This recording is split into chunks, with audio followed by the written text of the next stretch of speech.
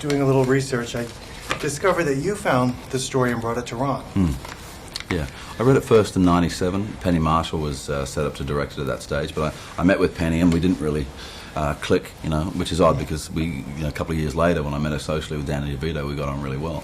But so we just kept an eye on it, hoping that somebody else didn't dash forward and make it. And when it got put in turnaround, we were in a position to be able to convince Harvey Weinstein. When I say we, I'm talking about my agent George Freeman on it, to buy it. But then once Harvey had it, he started to look for a name. And so that process went on for a while. And then in 2001, I don't know, possibly because I'd won the Oscar or something. Hello? Oh, Harvey, how are you? What you got? Cinderella Man. Oh, really? I like that script.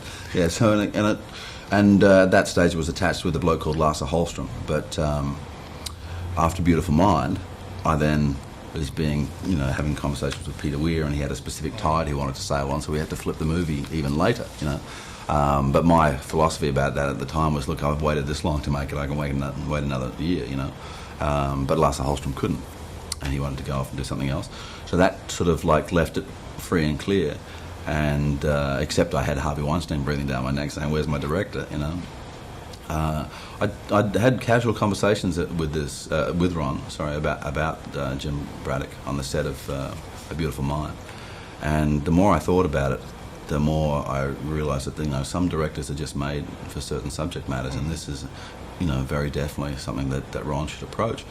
And I was quite surprised when I sent him the script that he was a little underwhelmed, And it took 7 months of him, reading about Braddock and thinking about it to finally come back to me, and I could hear, that note in his voice where he'd actually taken possession of the idea, and that meant I could relax because the captain was on board, And, it has to be that way. It's not a matter of me convincing him. It's a matter of him finding within the material the thing that's going to drive him through the process, the very long process of making a film. Now, the timing is really good then, because when I was talking to Ron, he said this is a parallel somewhere where you are in life. You're now a family man, you're a father. So, I mean, there is this is what he said. It's a side of you that we haven't seen before. Okay, whatever. But I mean, it would have been a lot easier for me to make it in 1997 when I first read it, because physically it wouldn't have been so. Well, you so dislocated your shoulder on that, on the set of this. Yeah, in training, yeah. And that shut down for a couple of months. We didn't really shut down. We were in pre-production. They hadn't sort of shifted up. We just, I think at the end of the day, it only really shifted 3 weeks. Oh, really? Yeah, it's pretty amazing. Injured. You were injured while you were working, so kind of like your character, but. Yeah, well, there was a lot to draw on from that, of having to, go into the ring daily in a substantial amount of pain.